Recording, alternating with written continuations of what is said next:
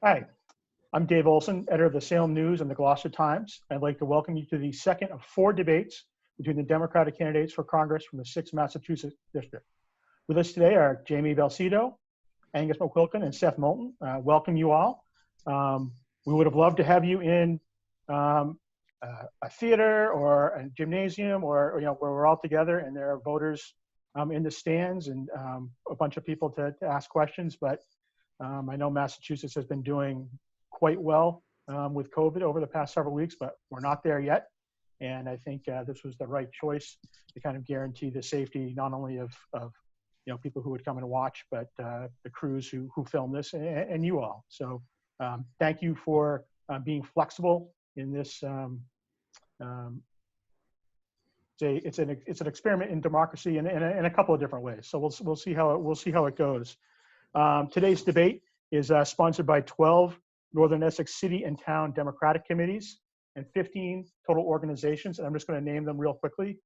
The Amesbury Democratic City Committee, the Boxford Democratic Town Committee, the Georgetown Democratic Town Committee, the Indivisible Mass 6 Collaborative, Indivisible Rise Newburyport, the Ipswich Democratic Town Committee, the Merrimack Democratic Town Committee, the Newbury Democratic Town Committee, the Newburyport Democratic City Committee, the North Shore Committee of the Massachusetts Women's Political Caucus, the Raleigh Democratic Town Committee, the Salisbury Democratic Town Committee, the Topsfield Democratic Town Committee, and the West Newbury Democratic Town Committee.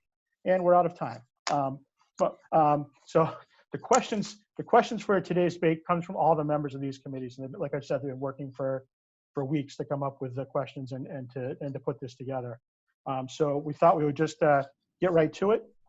And we'll start, we're going to go in alphabetical order. So we'll start with Jamie, and you'll have 2 minutes for this question.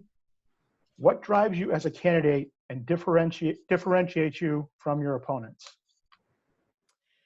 My platform has been from the beginning sixth over self, meaning the interests of the 6th district over self interests. And I'm coming to this as an advocate, as a concerned citizen, as a parent, as a woman, as a member of the, quote, working class, middle class America that has felt the impact of what it is like to live in this country and in this district day to day.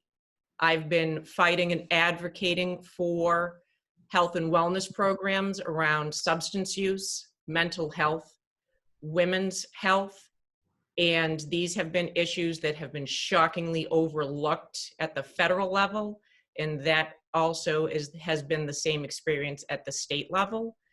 I believe that when I wasn't satisfied with the representation we currently have, as it hasn't represented where I'm coming from or any of the friends and families I have, I looked around and said, I'm going to step up to the plate on this. I know how Washington works. I've helped write legislation at the federal level as well as at the state house. I've helped organize national advocacy movements and actually change federal legislation that's been signed by Obama, legislation that has been signed by the occupants of the White House. And I know how to work in Washington. I have over 20 years of that experience.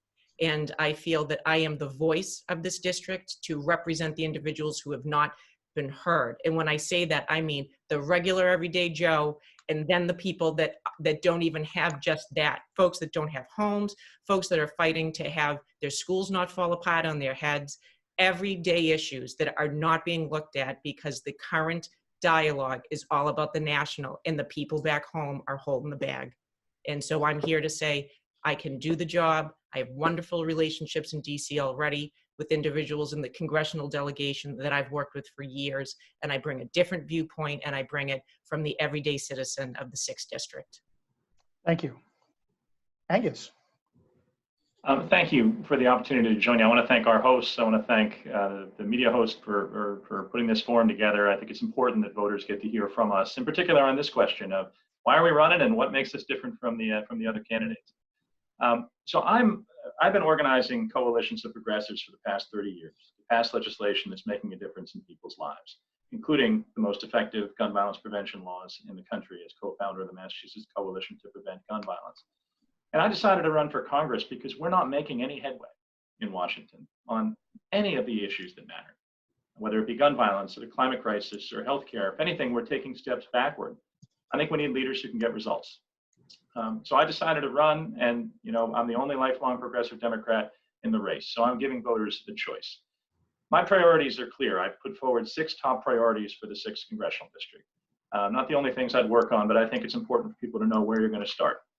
And those priorities include 3 tied directly to COVID-19, economic recovery, healthcare access, education, and then 3 that are long-standing problems that we still haven't addressed and that we need urgently to confront, including gun violence, the climate crisis, and the challenges we face in this region related to transportation. There's a real choice here in this election, because I do differ from the incumbent in terms of priorities. But his priorities as a member of Congress have been clear, right? Try to oust Nancy Pelosi as Speaker. That didn't get very far. That was strike 1. Strike 2, run for president, revealing, I believe, an interest in the job he wants next instead of the job he has now. And then become the only Democrat in the entire House of Representatives to sponsor this resolution to blame China for the coronavirus at a time where we really needed leadership on addressing the crisis itself. 3 strikes and you're out. Been up at bat 3 times, didn't get a hit. I think it's time to give somebody else a chance. Thank you. Seth Moulton. David, first of all, thank you very much for hosting this important discussion. And thank you to all the town committees for sponsoring it. You all do great work every single day, and especially at a time like this, it's incredibly important.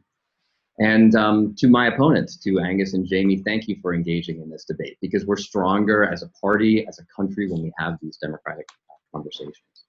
So I look forward to this debate and this discussion. But let me ask you a question first. How did I get into this? I'm not someone who grew up interested in politics, to be fair. I didn't study it in school. In fact, I was a physics major in college. But I wanted to give back to this country after all the opportunities I had been given. And so I signed up to serve in the Marines. Now, I didn't know that shortly thereafter, the Iraq War would start, and I'd end up fighting 4 tours in a war that I disagreed with. But when I was on the ground in Iraq, fighting in the infantry, I saw the real human consequences of failed leadership in Washington. There was a day when a young corporal in my platoon said, sir, you ought to run for Congress someday so that this doesn't happen again. And that, more than anything else, is what's motivated me to go serve in Washington, and not to stand up for the status quo, but to push for change. Because no one thinks that Congress is doing the job that it should. We have so much more work to do. So I'm proud of my record, and I'll run on that. We've brought $1.2 billion for advanced manufacturing to the district, just to Lynn. We've secured COVID testing for grocery store workers and transportation workers in Massachusetts by standing up to the governor. I've returned nearly $3 million to over 5,000 constituents that I serve every single day. But we also have a lot more work to do for the future. And there's 3 things that we need to do, speaking broadly. First of all, we've got to live up to our founding principles. That means climate justice and criminal justice. We've got to make this world safer for democracy, because it's increasingly dangerous, and Trump has only made it worse. And finally, we have to keep involved in the national conversation, because when we go out and we win seats for Democrats across the country, we make life better for us right here at home. Thanks, David. Yep. Okay, this second question, we start with Angus. How do you intend to respond to the opinions and concerns of younger people, millennials and Generation Z, for lack of a better term, during your campaign and when writing legislation in the future? Who has your ear to inform your legislative process? Sure, that's a great question. I'll tell you the answer. I'm a parent. My wife and I, between us, we have 4 kids. I'm also an educator. I teach at LaSalle University. And that allows me to keep very much in contact and in touch with the views of young people. And we've had so many young people get involved in this campaign for change, and it's really been inspirational. We have 27 summer interns working on this campaign, high school and college combined, whose voices are at the table. We had one of our earliest town hall meetings as a campaign was the voices of youth in the 6th district, so we could hear about their priorities. And my job was to listen. And what I heard was inspiring, that young people have chosen really three issues as the issues of their generation. Gun violence, because of the circumstances that they've grown up around with school shooting after school shooting. The climate crisis, because they recognize it's the #1 issue that will impact their world in the future. And racial justice and the many challenges that we know we face in addressing systemic racism. So those are the voices I'm listening to and that are informing my point of view as a candidate. I've had a lot of experience organizing young people. I co-founded the Young Democrats in Massachusetts when I was fresh out of college, so that young people would have a voice in the Democratic Party, and have had many, many young people get involved with the Mass Coalition to Prevent Gun Violence, because, as I say, it is one of the three causes that they've made their priorities, and they made a huge difference. The reason that the Extreme Risk Protective Order bill passed in Massachusetts was because young people got involved. They changed the debate. They wouldn't take no for an answer, and they got this job done. Thank you. Seth, 1 minute, Seth. Absolutely. Well, look, as one of the youngest members of Congress, these are things that I think about every single day. And I want to make sure that we are leaving a district, a country, a commonwealth that's better for our kids, for my 22-month-old daughter, Emmy, than what we've inherited today. And we have a lot of work to do. Yes, I was one of the first Democrats to sign on to the Green New Deal, not only because it's so important, it's such a seminal issue for our generation, but because I want to have a hand in influencing it as one of the only members of Congress with a degree in science. And we're making progress there, but our current leadership hasn't brought it to a vote. We need to move more quickly on the climate crisis. I have been a consistent advocate for gun safety reform. And you've got to fight tooth and nail for this, but it's also not going to happen with a Republican Senate. And that's why one of the most important things I have done to represent this younger generation is fight for change in Washington, to be the biggest champion of a new generation of leadership. Through Serve America, my organization, I recruited and supported young leaders across this country who won a historic victory in the House in 2018. That's the only bulwark we have right now against President Trump. We're now fighting to win the Senate. And I'm so thrilled that so many young people here at home and across this country are involved in that effort. Thank you, Seth. Jamie. Oh, you're on mute. I'm sorry. There you go. Again, I think the new gig economy is going to be hiring people to help you with Zoom. I'm going to again speak to the local aspect of this because again, all politics is local. I am a trustee at Salem State and I work with the most amazing students on that campus. I always show up as much as I can in the campus to hear what's going on. We've got the Black, Brown, and Proud. We've got the Bees. We have Student Government Association. We have a phenomenal student trustee. I always want to hear what's going on, boots on the ground, and what's happening with them. They are worried about going back to school without personal protective gear. They're worried about what the future of their fall semester is going to look like. I'm listening to folks on campus worried about the fact that state universities are still waiting for money because we've not received the federal funds to go to the state for us to make sure that our public universities are ready for the fall. I'll also cite that I've been hosted by Fridays for Future to speak about the environment, of which of course is an issue. It's been an issue for the past 30 years.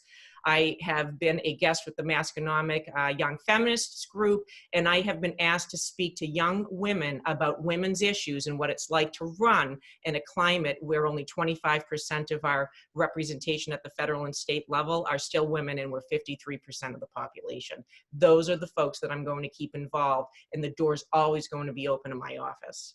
Thank you.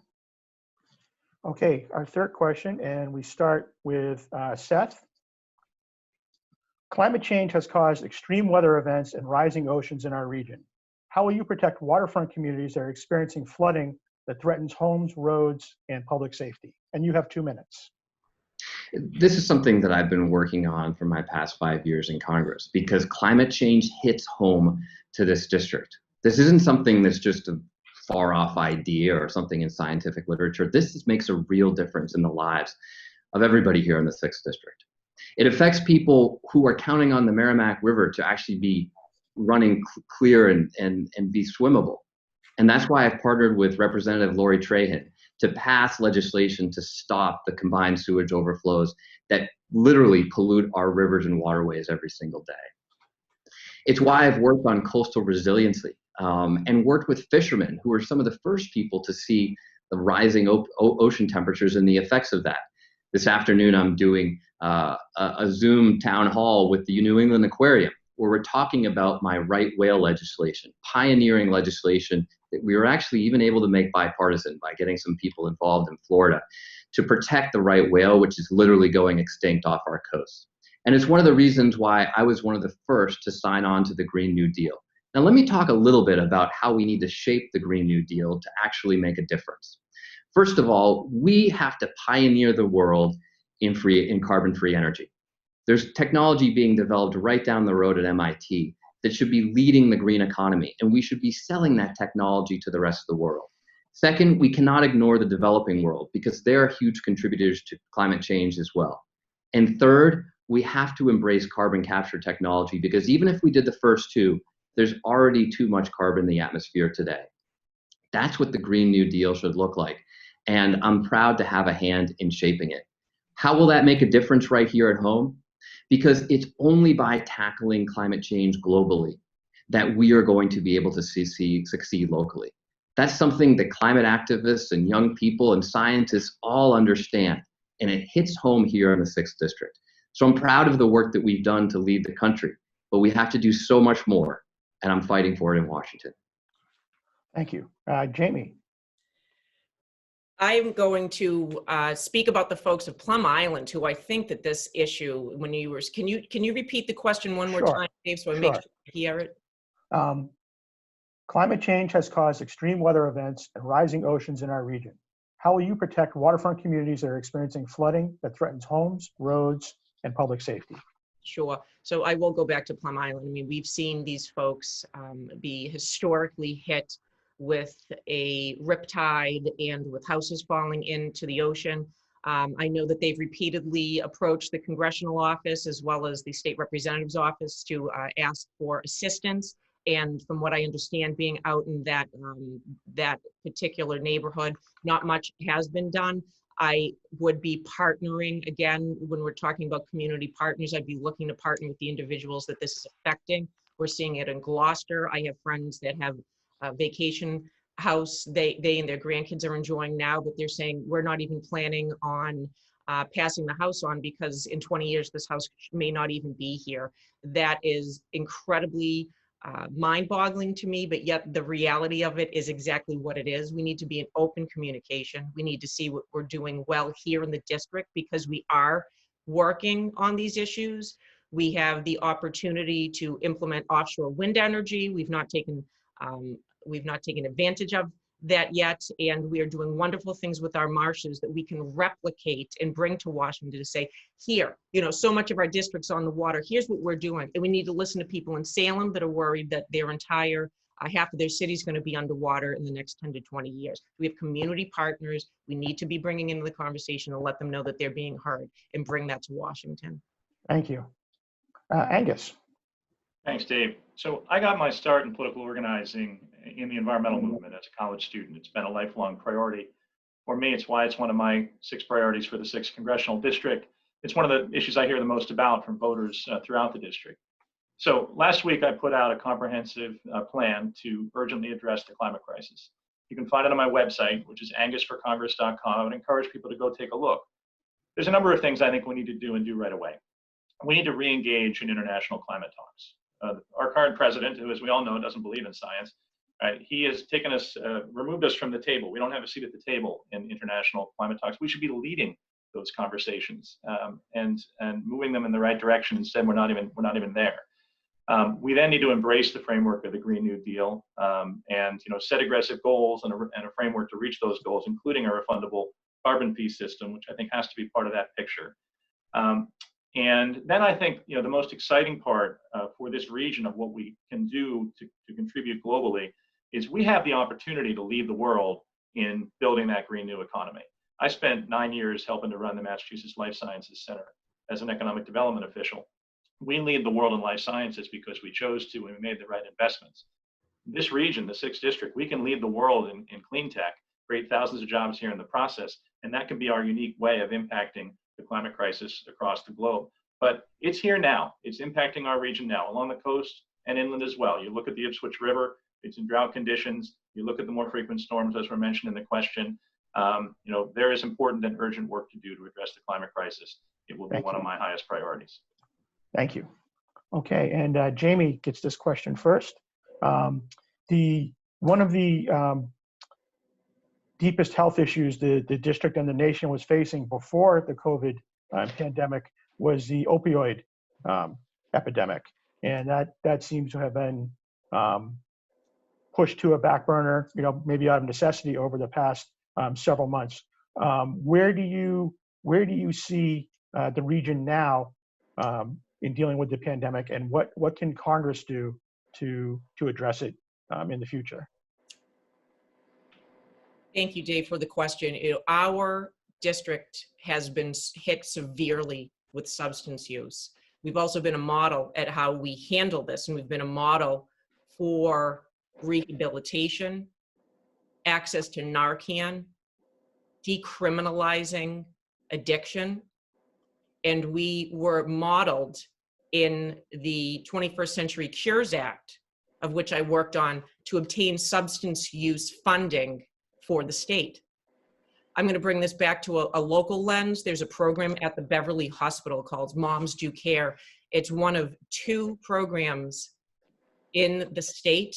Actually, they've just expanded because we've done such a good job with this Moms Do Care program. It's the only one in Merrimack Valley and in the North Shore at the Beverly Hospital that's working with substance use addicted pregnant and new mothers.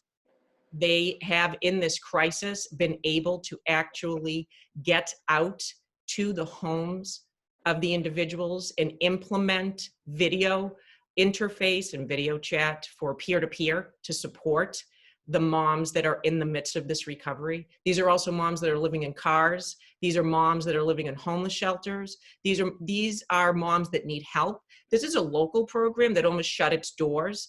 When I worked with Elizabeth Warren to make sure that there was funding that was coming back to the district and back to the Commonwealth, of which over $19 million was distributed to address substance use, not $1 went to Beverly Hospital because no one was paying attention to the fact that there was one program that is in our district, and it also intersects with the women who are incarcerated that are going through substance use rehabilitation up in Salisbury with Sheriff Coppinger's program up there. These are the sorts of things that I've been working on in Congress and want to make sure that the funding is available. Fortunately, I have a relationship with Health and Human Services at the state level, and we were able to work to get more monies put towards that program. And it's incredibly important that we're doing outreach right now and that we're utilizing social service supports as in home visiting programs, which we need more money on, as well as video chat and peer-to-peer, which we can implement in as low dollar cost. And that is something I will continue to fight for and be able to model off of what we're doing right here in the district in DC. Thank you. Angus. One of the most important and really moving conversations I've had during this campaign was with a young man who asked to meet with me, whose brother had recently died from an opioid overdose. And he wanted to share his family's story and their experience and inform my thinking about this issue. And my conversation with him certainly did. We spent about an hour together just talking and learning about all that his family tried to do. His family, they tried everything to save and protect his brother. And in the end, it didn't work. And so we talked about the approach that our nation has taken to addressing the drug crisis. And I think most people who have really looked at this recognize that our approach has been all wrong. For decades, our approach has been all wrong. To punish and ostracize addicts, it doesn't solve the problem.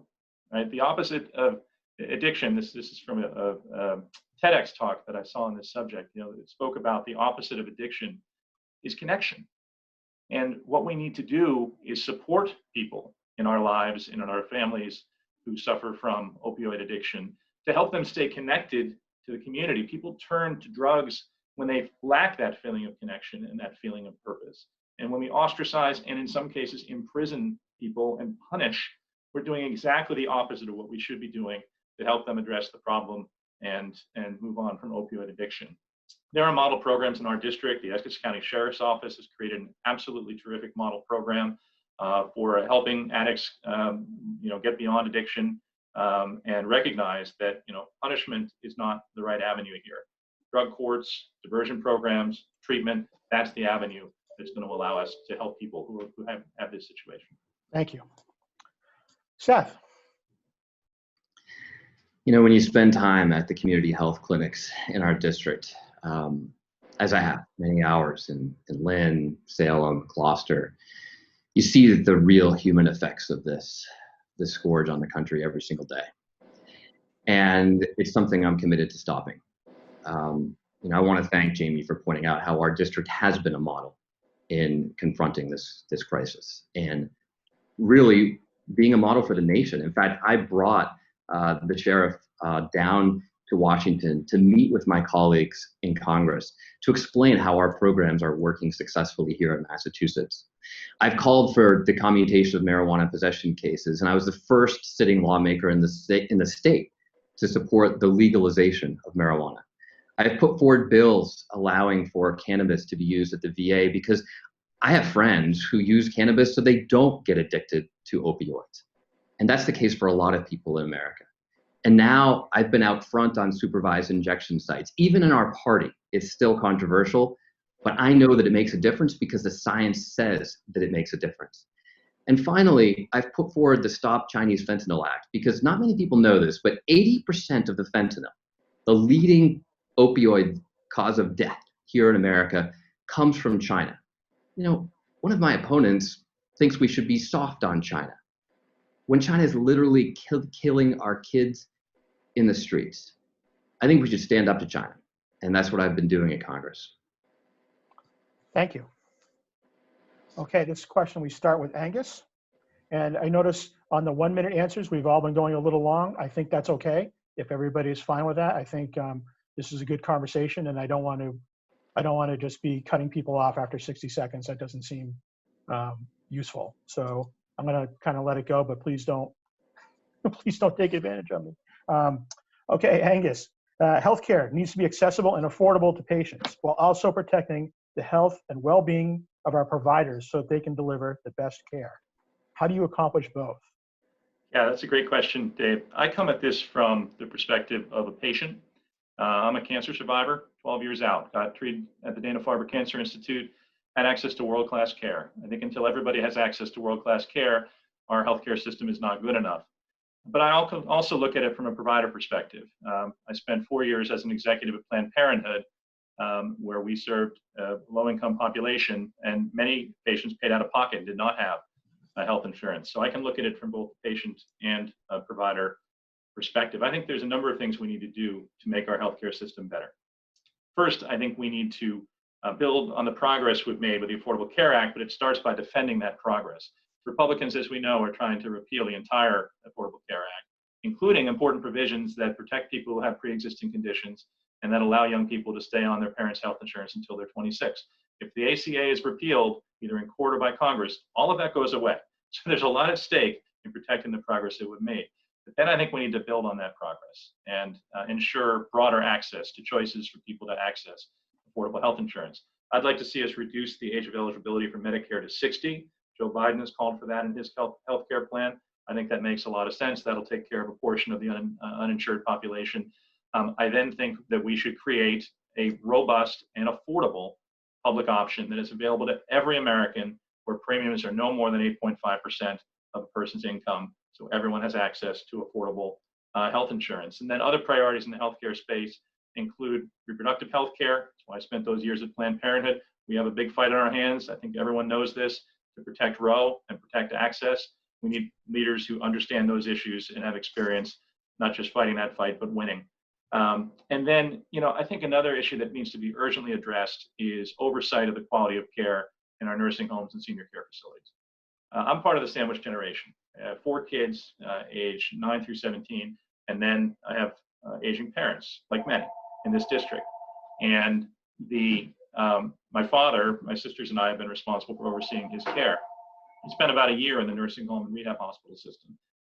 The quality of care that I witnessed was atrocious.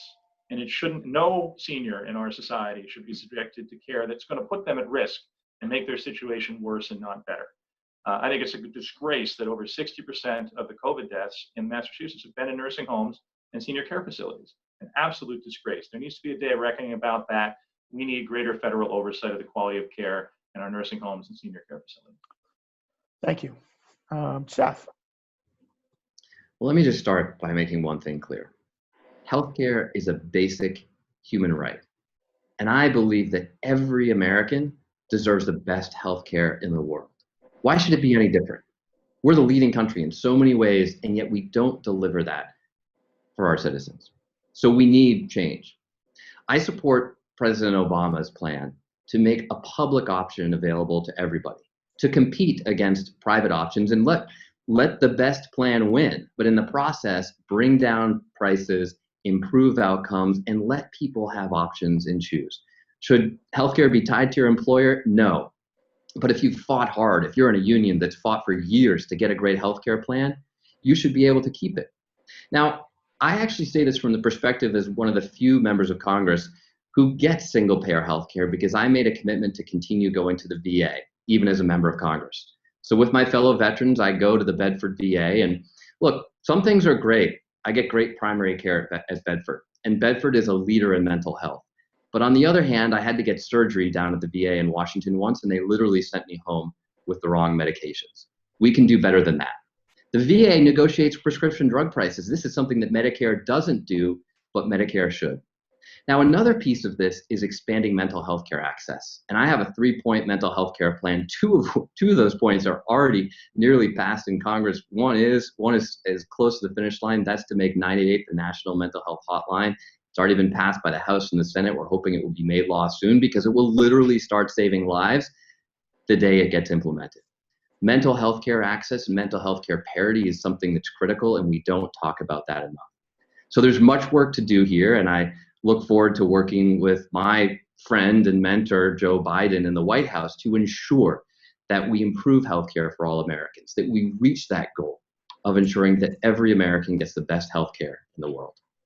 Thank you. Jamie. Oh, you're on mute, sorry. Read that entire question again, if you would. Sure. Healthcare needs to be accessible and affordable to patients while also protecting the health and well-being of our providers so they can deliver the best care. How do you accomplish both? So I'm going with the 2-prong question there because the inference is COVID when I'm listening to that. Am I correct? The question came from I think it probably overshadows everything. Let's put it that way. Okay. So we have 21 million plus people uninsured right now because 45 million plus American workers have been laid off because of this pandemic. It's August 5th, and this state went on lockdown on March 12th. We are no farther along with our PPE production than we were back in March. Our health, I don't know, we've got some echo going on here. Our healthcare providers that I speak to in and around the district are still telling me that they don't have access to the appropriate personal protective equipment.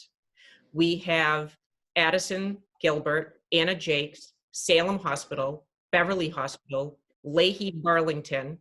That doesn't include the community health facilities that are in Salem or Gloucester or Tewksbury or Wilmington, Lynn, that don't have appropriate access to personal protective equipment.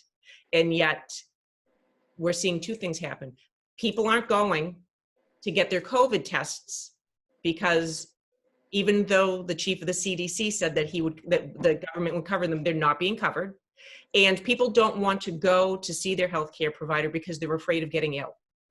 So this is part of the overarching issue of our district not having funding or not having the appropriate access to personal protective equipment. I will say that I've been working with the local manufacturer who's actually making medical grade reusable PPE that can't get any more grant funding because anyone she's reached out to has not been able to give her the guidance she needs in order to produce things that we need to protect our medical frontline workers right now.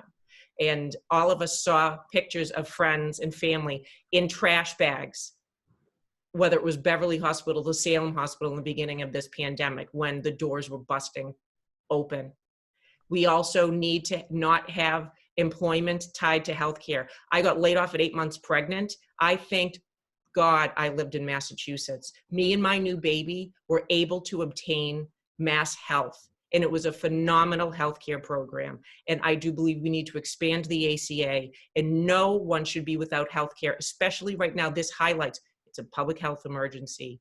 People aren't getting help because they don't have access to healthcare. It's egregious for our society to continue to think this is the way to treat human beings. It's time to do the work. It's time to expand Medicaid. It's time for us to take the ACA and fully implement it. It's been 10 years, and I look forward to making sure that that happens in Congress. Thank you. Okay, we start with Seth for this next question. The pandemic has highlighted how our diverse district requires both public transportation and broadband access. How do we improve both to meet the needs of everyone in our communities in the 21st century? Transportation, public transportation, and broadband access. Well, we have a lot of work to do here. And I was talking about extending the Blue Line to Lynn before I even ran. And I'm one of the pioneers of developing a plan for a regional rail network in Massachusetts. What that means is that rather than just the commuter rail network you have right now, with a lot of trains at rush hour, but nothing in the middle of the day, and they only get you into the city in the morning and out of the city in the evening, we need a fast, frequent, all-electric regional rail network, which you can use to get anywhere in the Commonwealth quickly. No one on the North Shore has a job on the South Shore. If you see a job opening on the South Shore, you might as well write it off because it's so hard to get there at rush hour. Likewise, people who want to work in the fastest growing part of our Commonwealth, the South Boston Seaport, don't have access to affordable housing because you can't get there quickly enough because we have some of the worst traffic in the nation, literally worse than LA. So that's why we need to make more progress on 21st century transportation solutions. We have a generational opportunity to invest in transportation, and we cannot take that opportunity to invest in the last generation's transportation. Now, some of my opponents have criticized my high-speed rail plan to make sure that we do invest in 21st century transportation solutions. That's exactly what we need to do here at home and across the country. Now, with regards to broadband, the COVID crisis has highlighted how unequal broadband access is in this country. I believe broadband access is a right. It's not just something that the rich should be able to get. It's not something that you need a lot of money to have high-speed access, because every kid in the country right now knows that their education might depend on having good quality broadband access. So we have a lot of work to do here. And it's why, as one of the planks of my ambitious national service plan, one of the most ambitious that's ever been proposed, we would train young people to be able to set up 5G networks across the country, put them to work, learning a skill that they can use later in life, and helping bring broadband access to the rest of the country in the process. One of the things people don't understand about the fight for 5G is that you need a lot more access points, a lot more towers. That means that cities are going to get them first. Rich communities are going to get them first. And the broadband divide is going to be exacerbated by this next step in technology. We need to make sure we stop that. I'm working on the Armed Services Committee to lead the world in 5G, and I'm working right here at home to make sure that every community gets it in America. Thank you. Jamie. Dave, if I may ask you to repeat the question. Sure. The pandemic has highlighted how our diverse district requires both public transportation and broadband access. How do we improve both to meet the needs of everyone in our communities in the 21st century? Okay, thank you very much. No problem. I want to talk about the fact that we had students in Lynn hanging out on buses for 1 hour a day so that they had access to internet service. That, to me, is incredible, but it also speaks to what Lynn is experiencing right now. Because we've not received funding for our public schools, and the entire Lynn education system was waiting for the Student Opportunities Act, of which they're not going to receive that funding. We have students that get to do their homework on a handheld device on a bus for 1 hour a day. We need to be looking at creating community partnerships like they did in Salem with Comcast. We need to be taking a look at the stalled telecoms bill that's been sitting around Congress for over 20 years by corporate lobbyists, as we continue to pay incredible amounts for our telecom services here in this country, and other countries across the world have much better access than we do at a much lower price.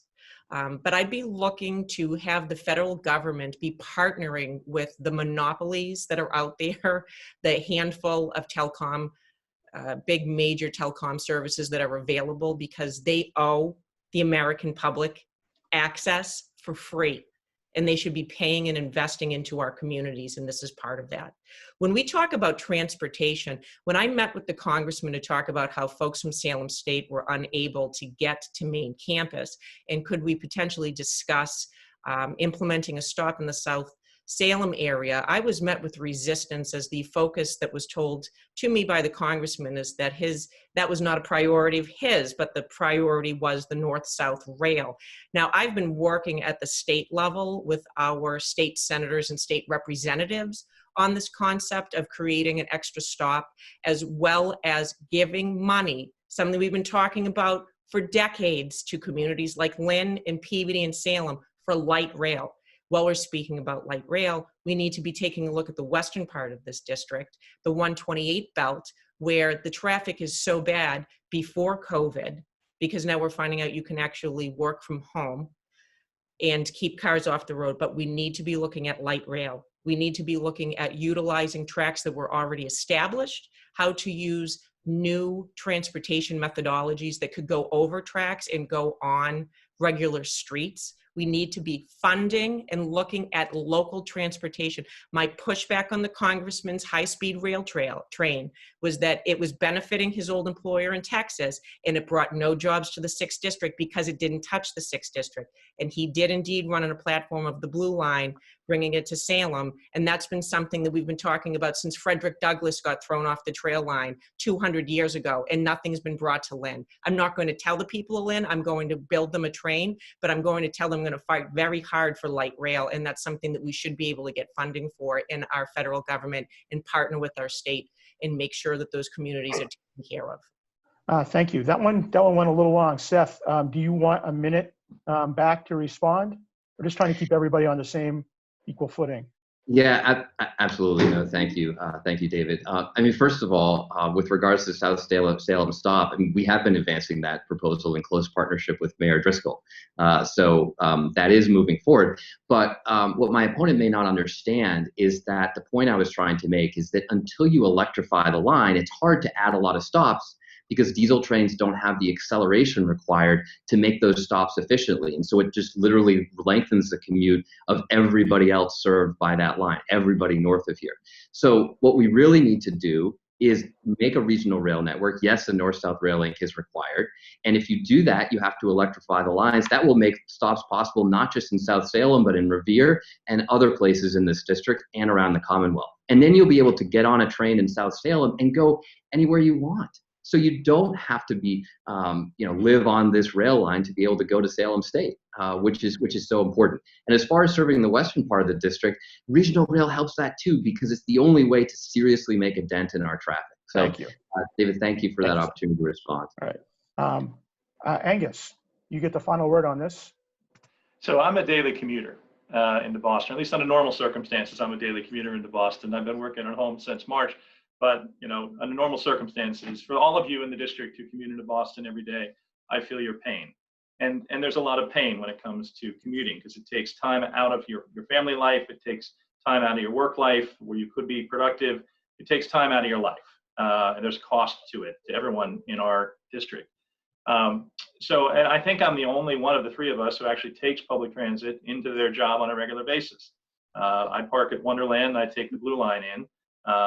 And on other days when I need a car at the end of the day, I park outside the city, ride my bike to work. So I try to make it work every day, but it's always a challenge. That's why transportation is one of my 6 priorities for the 6th Congressional District. It's an issue that affects all of us. And I hear about it from voters everywhere I go. I have included in my long-term economic recovery proposal a $1 trillion federal investment in multimodal public transit projects. I think it'll be a great investment because it'll create lots of jobs, solve some of these problems we have with transportation, and address one of the key challenges with the climate crisis all at the same time. There are local things that we could do as part of that funding allocation, including expansion of the Blue Line to Lynn. I support that, but I also think we need to electrify the commuter rail line so we can run more frequent and frankly greener shuttles to North Station to increase the frequency of service so people can have the opportunity to take advantage of that. I'd like to see us give the ferry from Lynn another shot. I don't think the pilot program got enough of a chance or had enough publicity to make it successful. I think there's demand for it. And listen, I ride a bicycle everywhere. I'm a Pan Mass Challenge rider. I just had my 12th Pan Mass Challenge last week. There's a lot of people from the north of Boston who would love to ride their bicycles into work, like people from the west can, right along the Charles River. We have not invested in the infrastructure or had the vision to invest in the infrastructure it would take so people can safely ride a bicycle from north of Boston into work. I think we need to make those investments. And I think, it's all linked to climate. Transportation is closely linked to climate. It's also linked closely to housing because we need to have the right strategy of linking where we're building housing to where we're making investments in transportation, because these things are closely linked together. On broadband, the remote learning experience, I think, has highlighted why this is so fundamentally important and that we need to provide equitable access. In Boston, 20% of students, when everyone was sent home because of COVID-19, 20% of students never signed on once to the online learning system. That's a 20% dropout rate, effectively. That means education ended for 20% of kids. That's not okay, and broadband access is certainly one of the reasons why. So that's another investment that I'd like to see us make in infrastructure through a major federal investment in infrastructure projects. Thank you. Jamie gets this question first.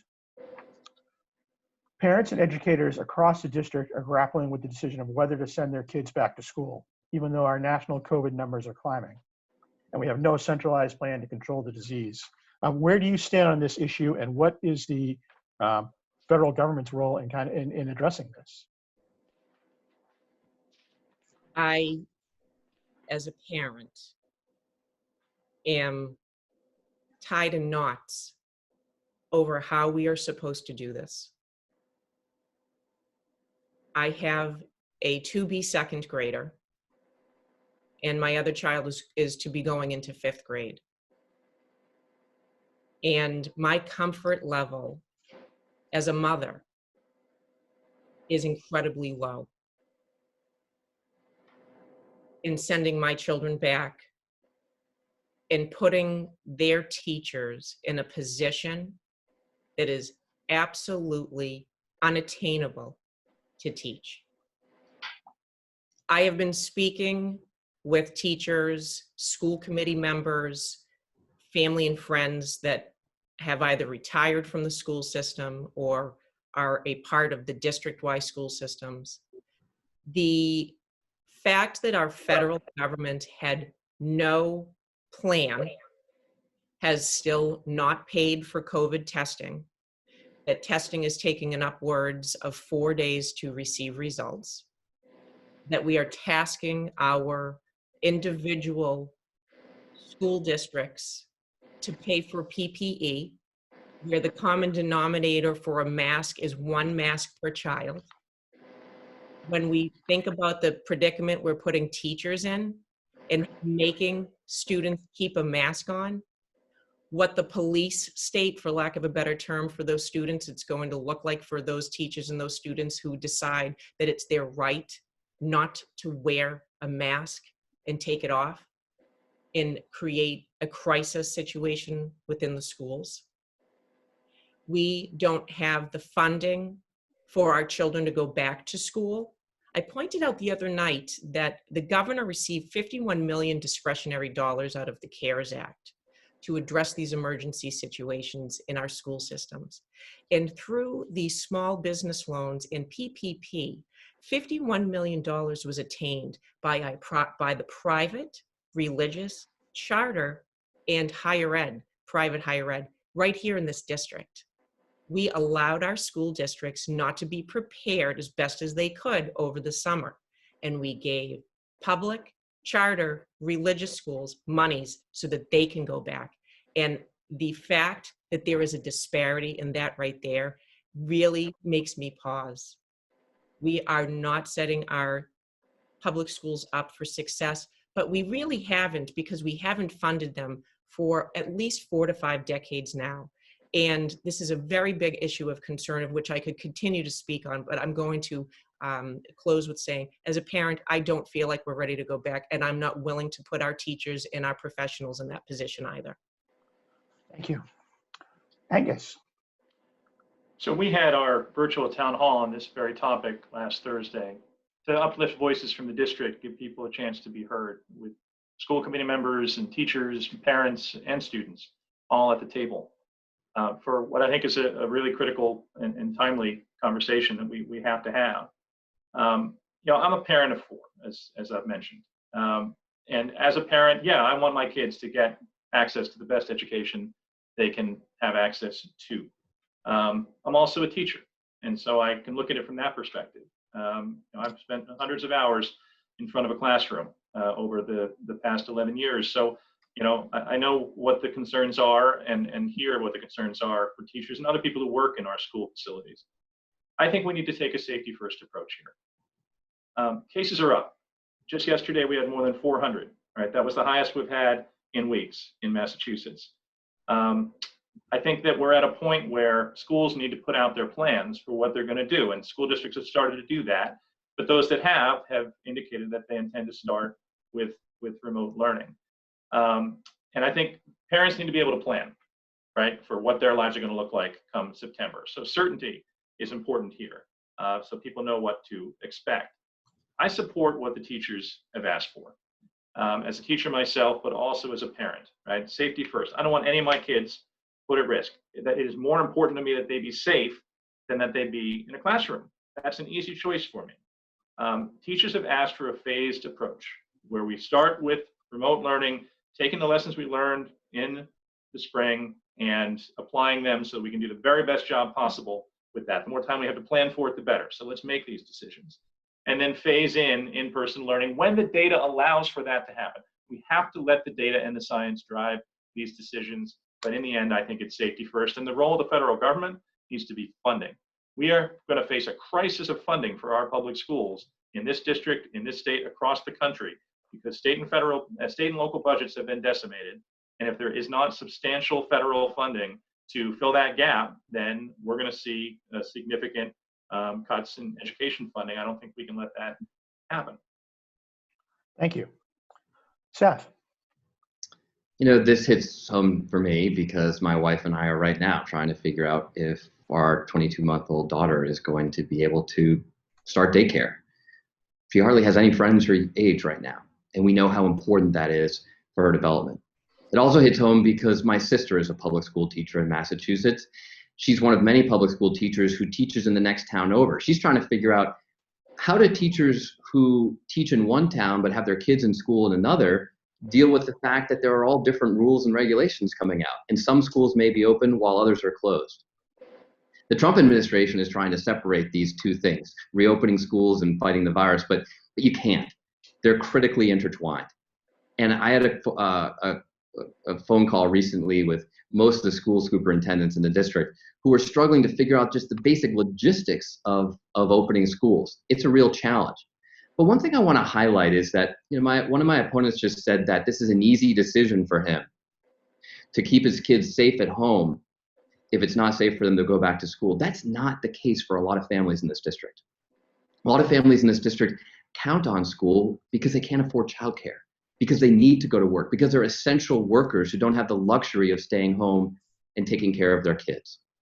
And that's why I supported $16.5 billion for public education in the CARES Act and $70 billion that's been proposed in the HEALS Act that I've co-sponsored.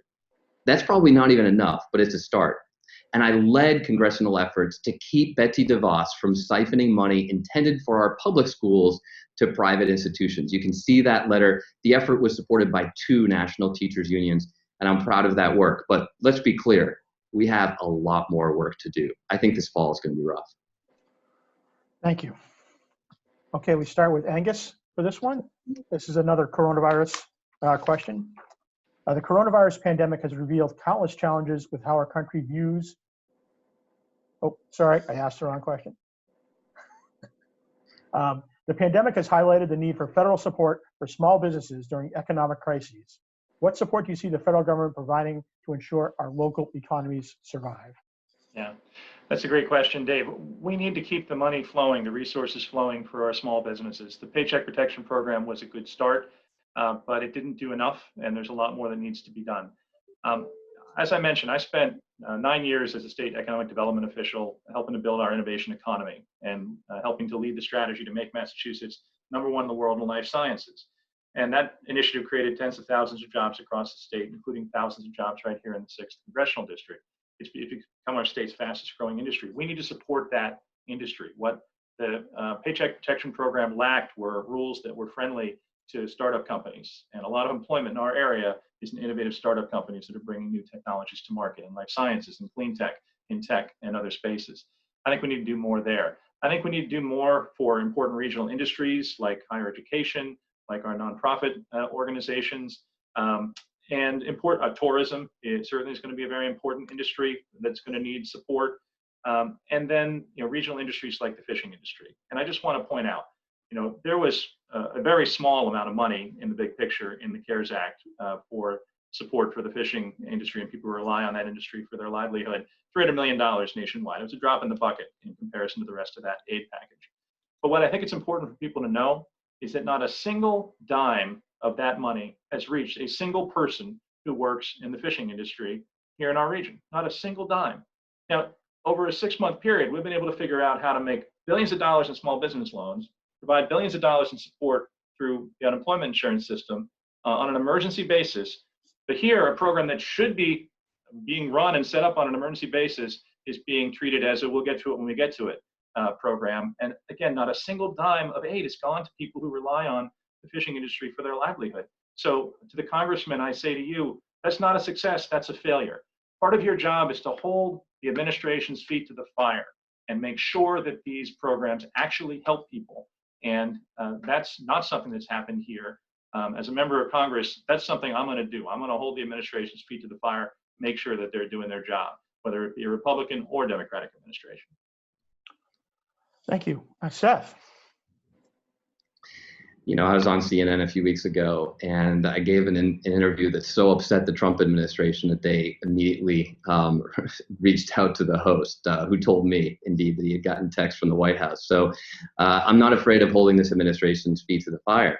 But one of the things that my opponent may not understand is that the way our government is set up by our founding fathers is that Congress appropriates funds, and it is the administration's job to administer them. So look, this is no great surprise. The administration has never done anything for the fishing administration.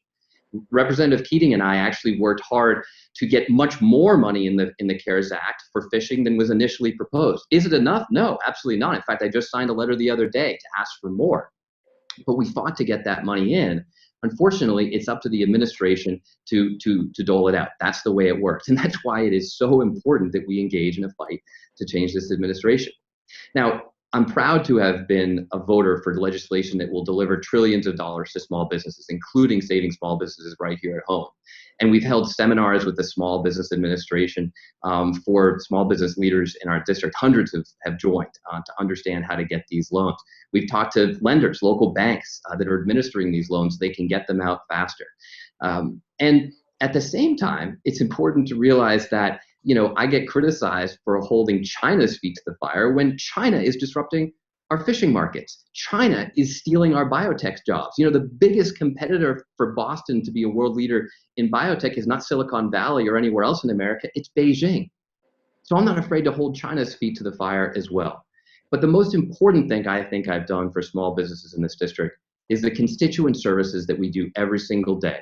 When small business owners, when workers come into our office and say, I'm not getting the services that I need. I'm not getting that check that I was promised. We led the effort to highlight the administration using debit cards to deliver payments through the CARES Act. We got that stopped. We have worked with hundreds of small businesses throughout this district to ensure that they actually get the loans that they deserve. And we're fighting right now in Washington for the Senate to take up the HEROES Act, to take up this next phase of relief, because as of right now, it's going to stop. And that's why this important work in Washington continues even as we talk here this afternoon. Thank you. Jamie. Thank you. I can just paint a quick picture here for the crowd. I'm in Reading, and driving, and sometimes I take the back roads because, interestingly enough, there's still traffic on 128. I've driven through communities throughout the district: Reading, Linfield, Wakefield, Burlington, the KPN. My point is this: you see the regular mom and pop stores, micro businesses, your neighborhood go-tos closed. That's the focus of this conversation. And the unfortunate reality is that those businesses aren't receiving the lifelines that they need. For the first time in many people's lives as sole proprietors or small business owners, they actually had to apply for a loan and didn't have a quote unquote established bank like larger, smaller businesses did, or folks who already had established relationships with their banks. And a lot of these folks did not have their PPP loans, small business loans, the other alphabet soup loan that was available for the emergency approved. And we saw companies like we saw in the news. We saw a company like Ruth's Chris restaurant, and instead of George Carey down in Salem get money. We saw Harvard obtain money instead of Salem State. We need to be looking at how to make sure that our micro businesses, our moms and pops, we have to be talking with the Treasury. We need to be letting them know, listen, that's great that you have $600 billion right now that you want to distribute, and that can help, but it's not helping the ground floor. It's not helping Rantoul Street. It's not helping downtown Billerica. It's not helping, Pamplemousse down here in Reading. These are all wonderful sole proprietor shops that are closed or barely running. And so we need to make sure that we are doing microloans, that we're addressing the fact that there are some people in this country that don't have great credit. That's another conversation when it comes to housing, when it comes to loans. We've got to get rid of this penalty. Not everyone's going to have great credit, and it shouldn't prohibit you from being able to keep a roof over your head or put food on your table or run your business. We're in a crisis. Everyone keeps acting like it's business as usual. This is not business as usual. We're never going back to business as usual. If the money's available, we should be able to make sure that individuals have it, regardless of their credit scores. And I'm also going to put this out here, regardless of their quote unquote status of citizenship here. Thank you. Okay, for the next question, we start with Seth. Only 23% of our current representatives are women, yet women make up half the nation's population and workforce. What would you do to make sure women's voices are heard and their rights protected? Well, David, let me talk about what I've already been doing, because through my organization, Serve America, we helped support and elect the most diverse freshman class in the House of Representatives in American history. And I'm so proud of that work because they have formed a bulwark, the only bulwark in Washington against President Trump. These are amazing leaders like Abby Spanberger, a CIA veteran, Christy Houlihan, who is an Air Force veteran, Jason Crow, who was one of the leaders of the impeachment fight, Alyssa Slotkin, who was a career CIA and Department of Defense official who won a really tough district in Michigan. It's because of those victories, this new generation of many women veterans and many women at large. I mean, Lauren Underwood, a nurse that we were so proud to support out in the Midwest, who are making waves in Congress, who are holding the Trump administration accountable. In fact, it was all Serve America veterans who wrote that letter to the Washington Post that changed our House leadership's position on impeachment. That afternoon, after that was published, Nancy Pelosi said, we are going to impeach this president. So I've been working hard on electing women across this country. I recently have been campaigning with Amy McGrath, who's running against Mitch McConnell, the #1 villain aside from Donald Trump, who's holding this country back, who refuses to let the HEROES Act and other important relief legislation get through the United States Senate. And I'm so proud to tell you that the majority of our 2020 endorsees for this new class of amazing new young leaders who are standing up to serve this country again, the majority are women. So my record on this is very clear. And I've literally gone across the country to help get women elected. Now, my opponents criticize this effort. They say that I should be just spending all my time at home. But you gotta realize that in this world, where Donald Trump is our president, that all politics are local. And these national decisions, who sits in the House of Representatives, whether the Senate is controlled by Republicans or Democrats, that makes a difference here at home.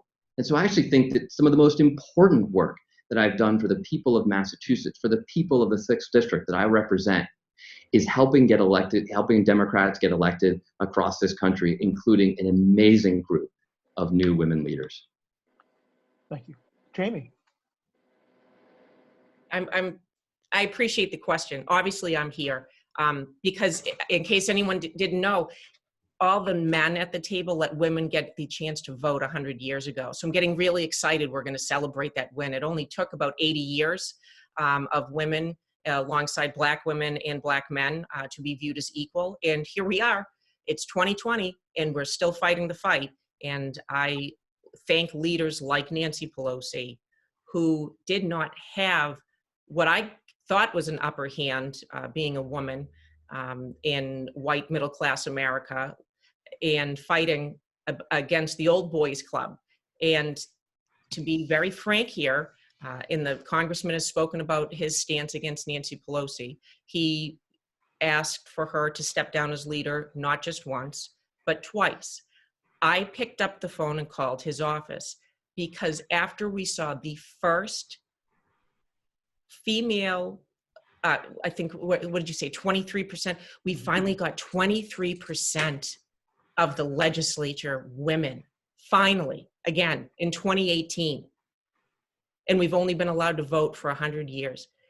And based on the fact that Speaker Pelosi had been in the trenches and doing the work for the DCCC and putting money into people's campaigns and electing women and making sure that women had a seat at the table, that we had folks like Lucy McBath, who lost her son to gun violence, or we had pediatricians voted in, or we had mental health specialists voted in, or a whole range of women. The congressman, not once but twice, called for Nancy Pelosi to step down.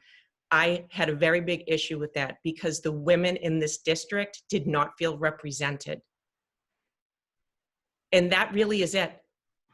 It was a white man calling out a woman who had put her blood, sweat, and tears to get to the place where she was at. And I also said to his office, as a military member, I would have thought he would have been above reproach and had those discussions behind closed doors, because we didn't need to see that. It made things look very bad. And there are a lot of angry women still in this district. And yes, I will use the word angry because we deserve to be angry when we're told to sit in a corner or sit at the child's table. I also want to bring up the fact there were 5 female presidential candidates. To me, we didn't need any men to step in on that race. We had qualified women to run for president. And we had an individual named Seth Moulton who ran for president, of which I still don't understand what that had to do with the district. I appreciate he loves his country, but it left us hanging and made it look like we were a side gig and not the main focus. And he had disparaging remarks about the best senator I could ever have in my lifetime, and that's Elizabeth Warren. There's a lot to unpack here. And I welcome just this little small tidbit of conversation because I think that there's a lot more to be had in this conversation, Dave. Thank you. Angus. So I have a daughter. And so one of the reasons why I feel so strongly about making sure that women have seats at the table in policymaking is because of her. I want her to have every opportunity to lead and to play a role in society to make society better. And that applies to my history in politics as well. I've worked throughout my career to help women get elected to office. I managed the campaign for Cheryl Jakes, who was one of the early women to serve in our state Senate, our state's first openly lesbian senator. Together, we had the opportunity to help lead the fight for marriage equality. But I think locally as well. We have great women running for the state legislature in our region. Christina Eckert, Michelle Mullet, Amber Hewitt, Teresa English, who's a new candidate running on stickers in Billerica, Trom Wen running for re-election. I've contributed to every single one of those candidates to support their effort to win those seats, in many cases away from incumbent Republicans. So I'm putting my money where my mouth is when it comes to supporting women who run for office. But I've also put the sweat equity in on the issues that are important. I mentioned earlier that I spent 4 years running the advocacy programs at Planned Parenthood. During that time, I served as chair of the Massachusetts Coalition for Choice, which is a coalition of the Massachusetts Women's Political Caucus, the ACLU, Planned Parenthood, and NARAL. And we took on important fights, and we won. We took on a fight to pass legislation to require hospital emergency rooms to make emergency contraception available to victims of rape, which many were refusing to do, and we won, and we passed that law. We picked a fight with Walmart, and we forced Walmart to change their national policy and stock emergency contraception in their pharmacies across America.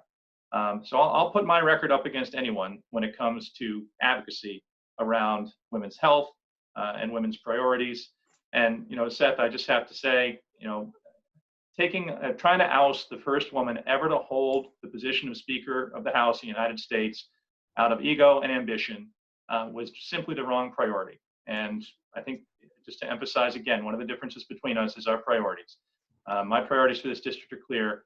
Your priorities for this district have been all wrong. David, I think I deserve a chance to respond to that. We'll give you 1 minute. I was elected on a promise to bring new leaders to Washington, and I've kept my word. Now, Nancy Pelosi is doing a very good job of standing up to Donald Trump, and I've praised her for that. After we reached a deal between us to ensure that our new generation would have a voice, I voted for her, and I voted for her 3 times.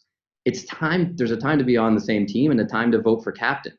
Now, and I've also worked with her. I think the record speaks for itself. Getting 988 included in the HEROES Act, the nonprofit relief bill that I authored in the coronavirus bill, the Brandon Act to get vets better mental health care.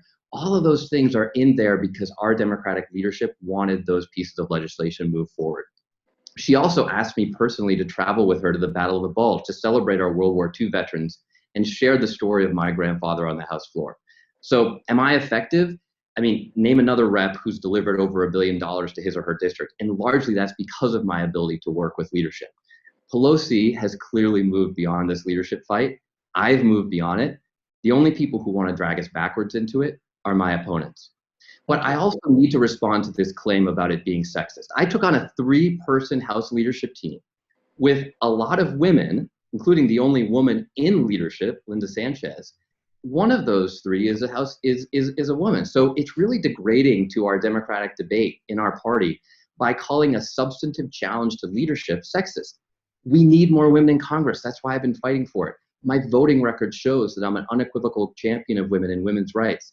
But in 2014, Jamie was working to elect Richard Tassay, who promised that he would vote against Nancy Pelosi. Remember, I voted for her after we reached a deal. She was working hard to elect someone who promised to vote against her because he's a Republican. So I think the record here is pretty clear. And with that, Dave, I'd like a moment. Sure. So I'd like to point out that the congressman had a joint fundraiser in Danvers with Richard Tassay after he won, as the congressman wanted to make sure that the district was represented and that we weren't going to have these sparring issues between Democrats and Republicans.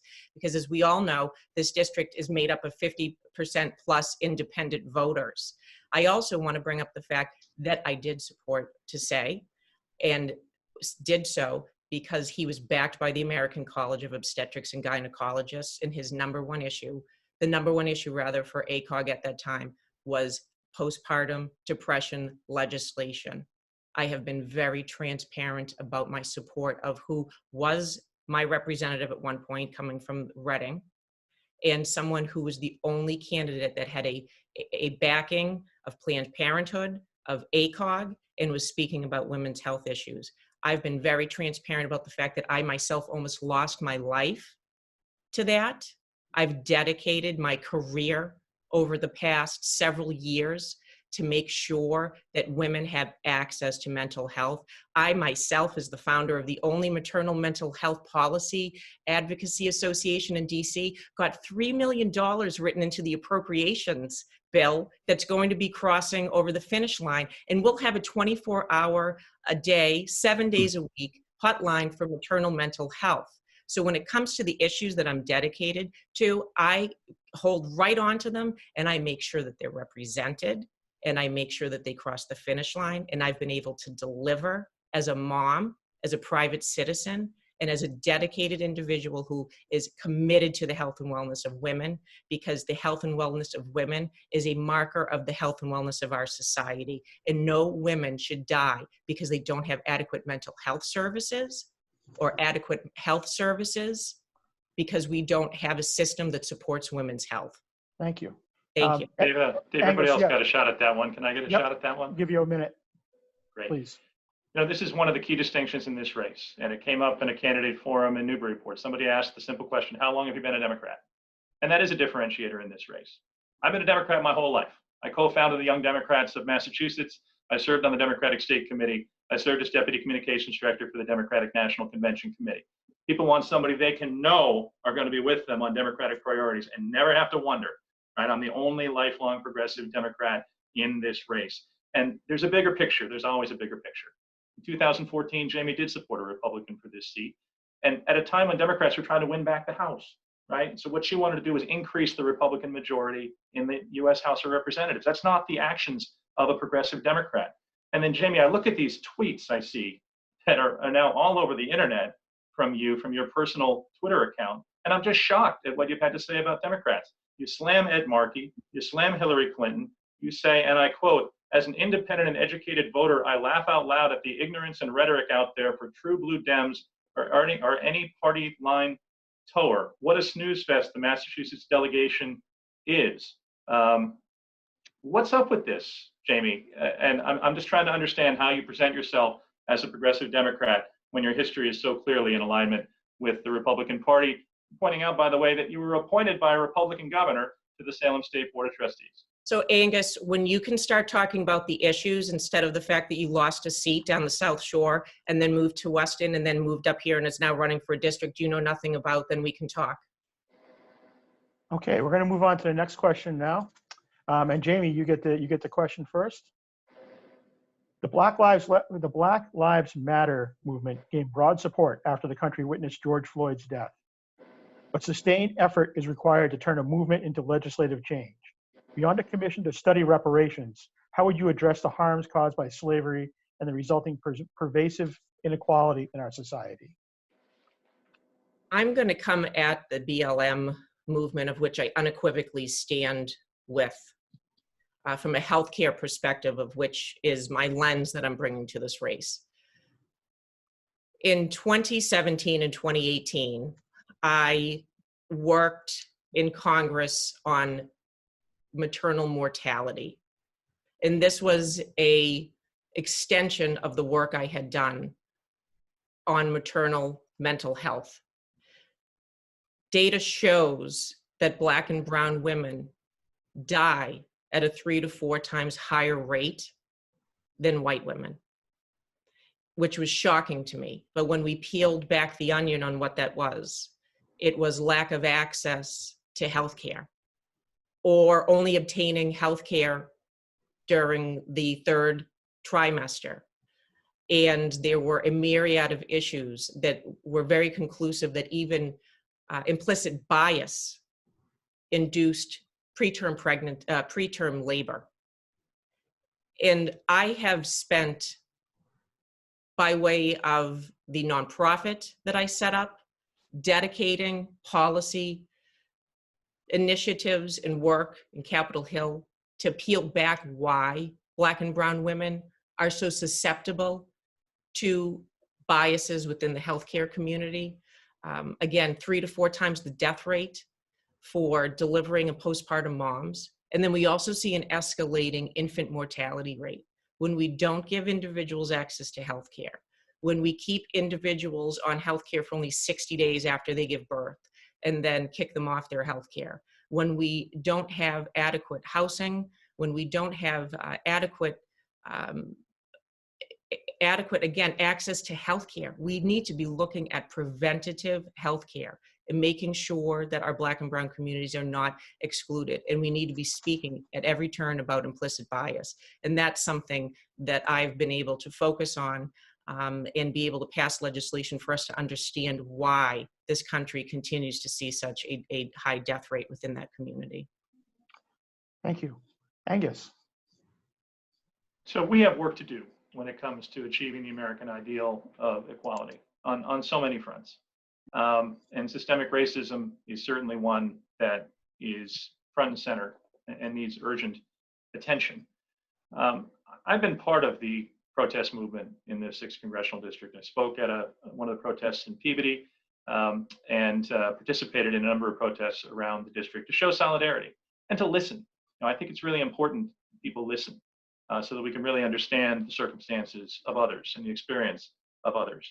And I've had the opportunity to get to know many of the young people that organized, in many cases they were young people that organized those protests, and to talk with them about the opportunity that we have to amplify people's voices.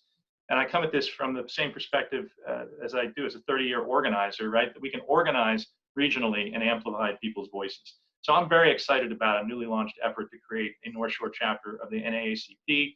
I've signed on as an early member of that effort, and I'm going to do everything I can to support that effort so that we have a standing opportunity and mechanism for advocacy on a wide range of issues that come into play when we're talking about racial justice and equality, including, for example, issues like housing, which from my perspective is the issue that perhaps more than any other has prevented diversity throughout many parts of this district. We need to address the affordable housing issue if we want to be serious about promoting diversity.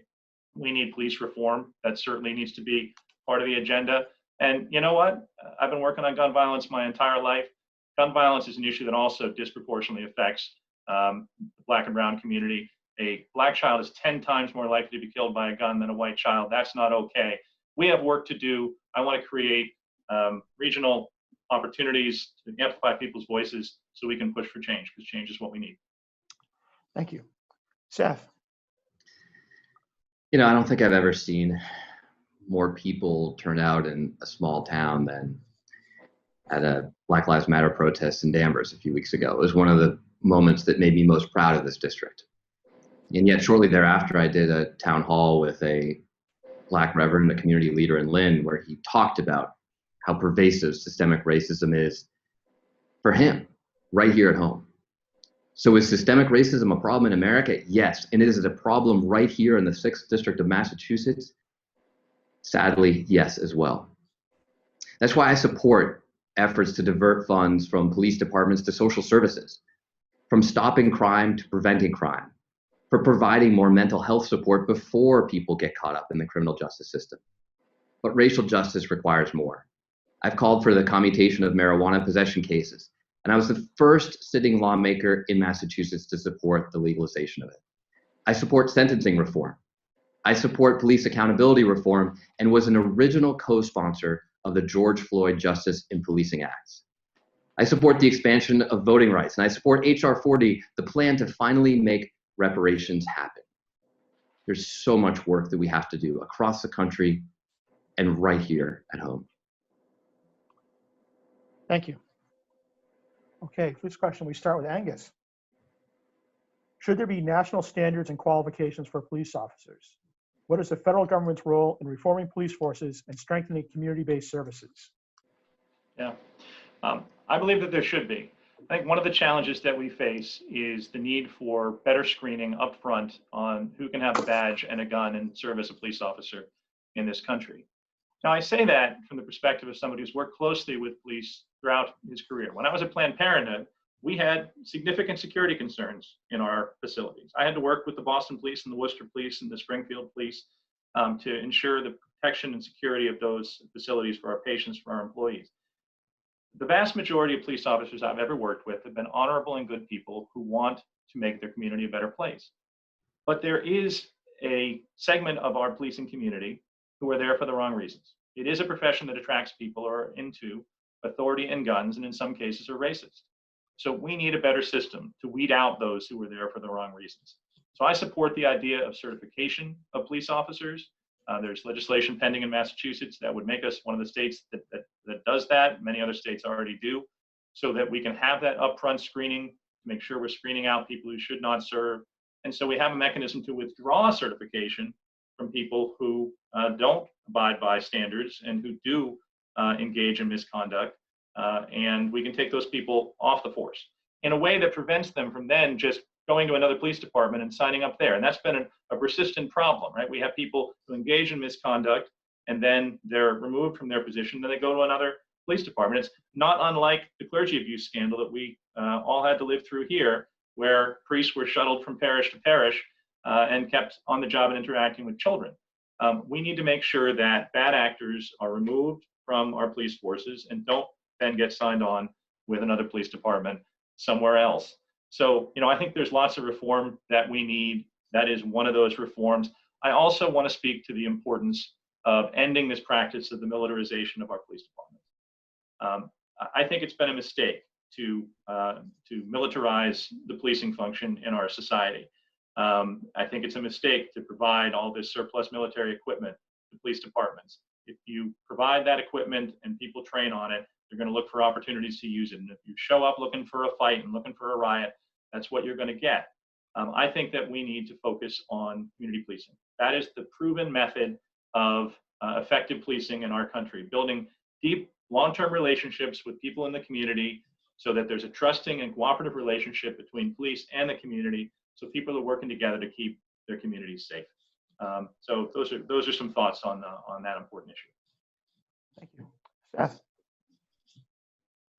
Well, I'm very proud that many of these things are included in the George Floyd Justice and Policing Act. And I'm proud to be an original co-sponsor of that legislation because we have to reform our police. We do need more accountability. We can't let bad cops get bounced from one department to the next. And absolutely, we should have certification of cops here in Massachusetts. I mean, the good cops want that. They want to raise the standards, and we should support that. We absolutely need to reduce the militarization of our police. I've often commented that I see police walking around America wearing more body armor, more heavily armed than my Marines and I walked around Iraq. That's wrong. We also need to ban chokeholds and things like that that are used disproportionately against Black and brown Americans. That's in this act as well. But we need to do a lot more because we need to fundamentally change the culture, the relationship that police have with their communities that they're supposed to protect and serve. Look, I have a very progressive record on this, but Angus, who claims he's the only progressive in this race, is the architect of criminal justice policies that haven't stood up to the test of time. Not only are they not progressive, they're borderline racist, and people should know that in this race. Angus? Can I respond to that? You can. Congressman, I have no idea what you're talking about, so you're going to have to be a little more specific if you want to try to criticize my record. My work on public safety has been to form the Massachusetts Coalition to Prevent Gun Violence and ensure that we have the most effective gun laws in the country, which we do. And we have the lowest gun death rate of any state in America, tied year over year with Hawaii, to show for it. We have created a model here that works and keeps our communities safe. I want to go to Washington and lead the fight and not take no for an answer on meaningful and effective national gun laws. You've been there 6 years. The gun violence problem in this country is worse now than it was when you took office, and it gets worse every year. Last year, we had a record number of gun deaths in this country, over 40,000. We need urgent action. We don't need members of Congress like yourself to sign a letter and send out a press release, right? We need people who are going to organize a broad national coalition of support, like we have done, like I have done here at the state level, in order to pass meaningful and effective national gun laws. But if you are trying to hit me for something you claim is in my record, I'm afraid you're going to have to be a little more specific than you've been on exactly what you're talking about. Just real quick, I want to give Jamie a chance to get in here, but let me just be really quickly and explain. Angus, the DNA database and warrant databases have not aged well. They've made it harder for people to get jobs. They've caused people to be rearrested, sometimes violently. And those have not been progressive pieces of legislation. Now, with regards to gun reform, there's a reason why progressive organizations like Giffords, the Brady Campaign, the National Coalition to Stop Gun Violence have endorsed me in this race, because my record's very clear. I've seen the effects of gun violence because I had to use a gun every single day in Iraq. I've seen it firsthand. And I know that it has no place on our streets or in our schools. So don't think for a second that this issue isn't personal for me. Don't think for a second that I don't want my daughter growing up afraid to go to school, or my wife and I afraid to send her to school because of the scourge of gun violence. I will do everything in my power to fight it. And one of the most important things is flipping the Senate.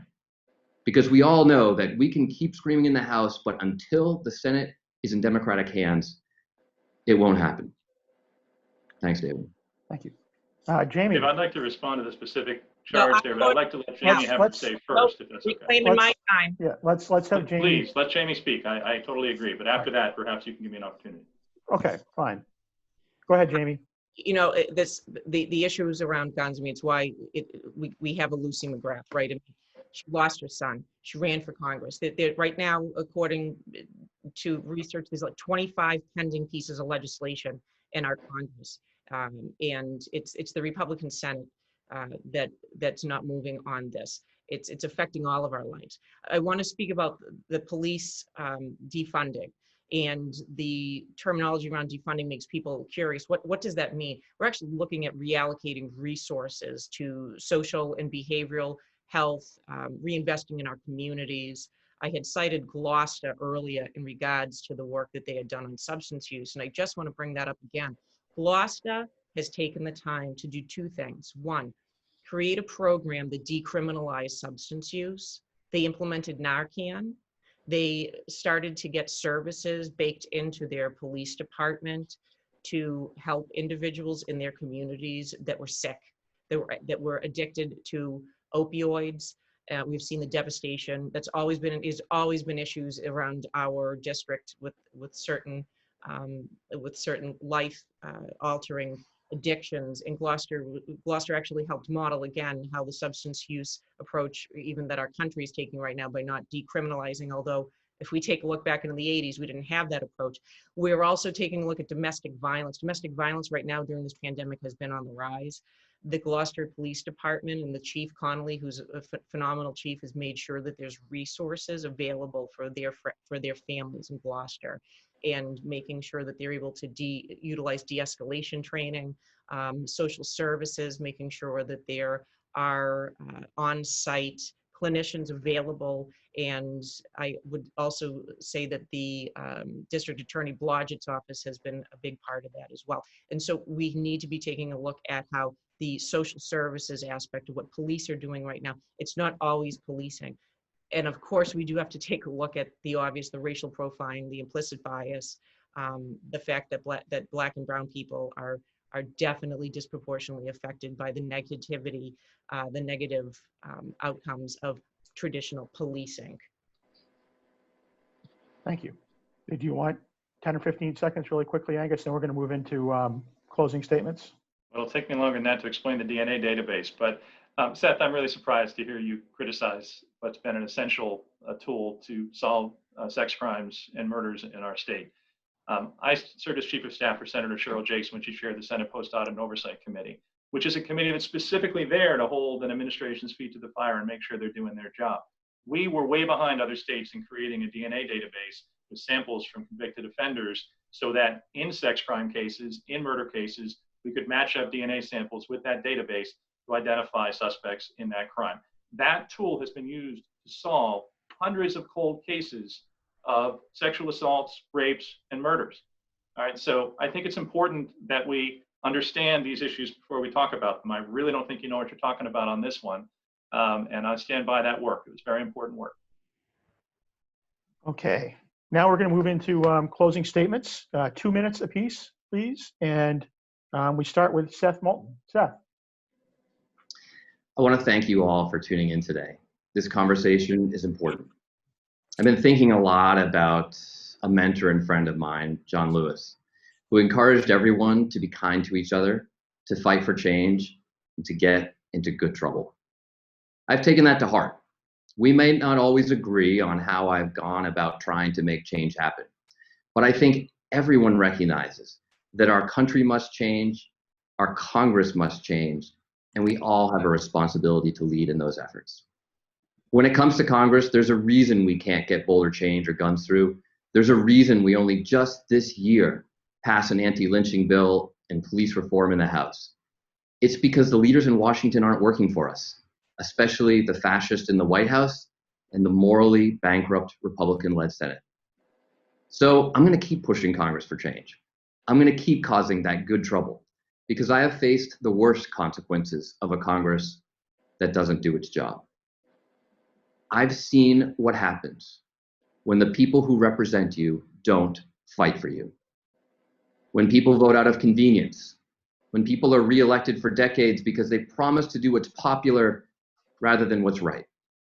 I've seen that cost in a deeply personal way. I fight so hard because I don't want anyone else to be put in that position. So I want you to know that the promise I made to you 5 years ago to fight for you, to fight to change Congress, to fight for a country that's safer and stronger is a promise that I will keep. It's an honor to represent you. And I hope that I can earn your vote to keep fighting for you next year. Thank you. Jamie. You're on mute. You're on mute, Jamie. Yeah, thank you. I appreciate the reminder on that. So I'm not an establishment candidate. I have been very transparent about who I am and what I stand for. And I stand for the people of this district. I am running to fight for the people of this district, and I am not going to be distracted from that goal. I will put my proven expertise and work that I've done in the halls of Congress and in the Massachusetts State House to work for the people of this district, where I was raised, where I love, and where I'm raising my family.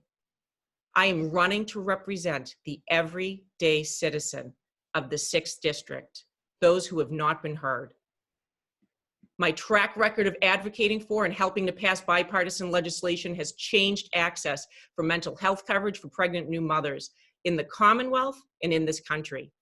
It has put $3 million into the current federal budget to create a 24-hour-a-day maternal mental health access hotline for new parents across America.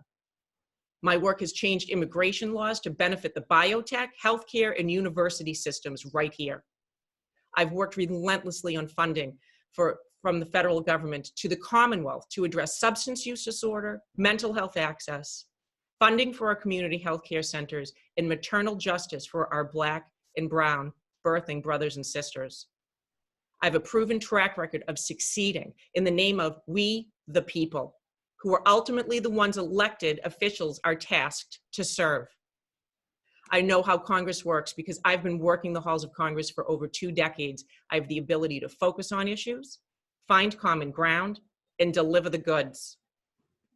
I don't believe Wall Street or political action committees have a place in this district. My grassroots campaign has been driven by and funded by the people of this district. $5, $10, $15 donations. We got on the ballot with over 3,000 signatures during a pandemic. The want for authentic leadership is real. As I stated before, I have wonderful relationships with the Congressional delegation of Massachusetts, of which I've had for over 20 years. When in Congress, I will commit to bringing our communities to the table. I'll make sure our main streets are aware of federal funding that helps them and make sure that we can find ways to help them. We are in the middle of a pandemic and our people need help. This pandemic, again, has given us pause to address real issues from Black Lives Matter to racial and social economic inequity, and how we view our public education system. I'm able to run for Congress because I had access to a public education. I'm part of a success story of what our public education and educators can do and what our students can achieve when given full support. I commit to making sure our public schools become a priority again.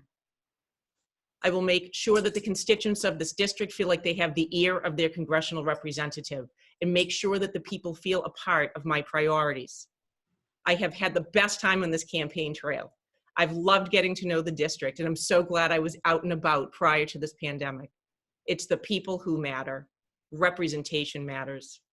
I commit to being available and doing the work because I am a workhorse. I am not a show pony. I'm not interested in getting on camera. I don't want to be on any news channels. I want to be face and nails deep into the work that needs to be done for this district. I ask the public for their support and for their vote, and I thank you. Thank you. Angus. I want to thank our hosts. I want to thank my opponents for this dialogue today. It's been another important conversation. I look forward to the rest of the debates. There is a clear choice in this election, a clear choice. For voters who think the status quo is terrific and everything's going great, right? You have a choice. You can vote for the incumbent. You'll get more of the same.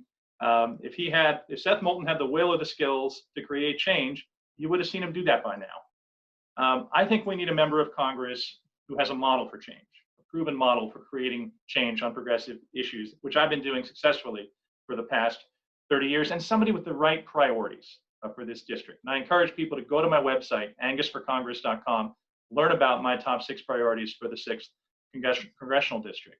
And we also need a member of Congress who shows up, listens, organizes, and gets results. You know, I've been serving these communities in every way for throughout this campaign.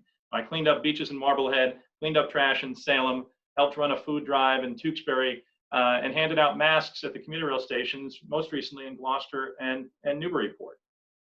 I've been at this for a little more than a year now, and I can count on one hand the number of times that I've seen Seth Moulton in this community. Think about that, right? Your member of Congress should be available and accessible. That's an important part of the job, and that's what you'll have if you elect me to Congress. As I've said, I'm the only lifelong progressive Democrat in this race.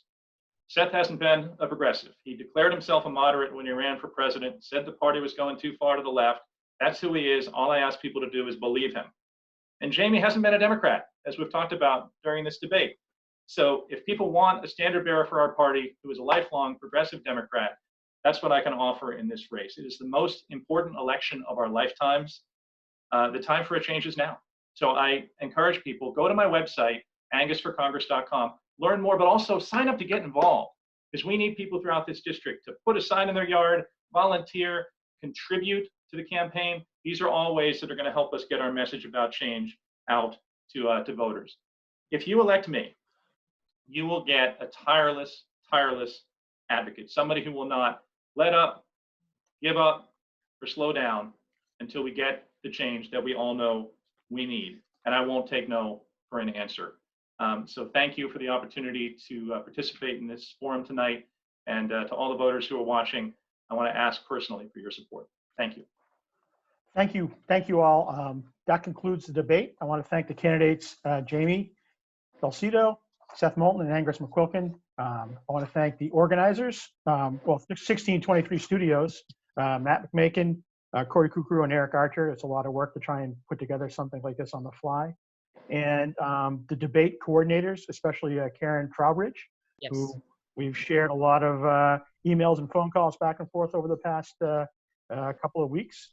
And the planning committee, Patricia Adams, David Belsky, Heidi Fox, and Lou Mazziello, and the publicity committee, Wendy Dapkovich, Terry Davidson, Melissa Goldner, Joel Harriton, Karen Rose, and Judy Timon. And I would just ask, remember, there are 3 ways to vote. You can vote by mail, you can vote in person early, and you can vote in person on primary day, September 1st.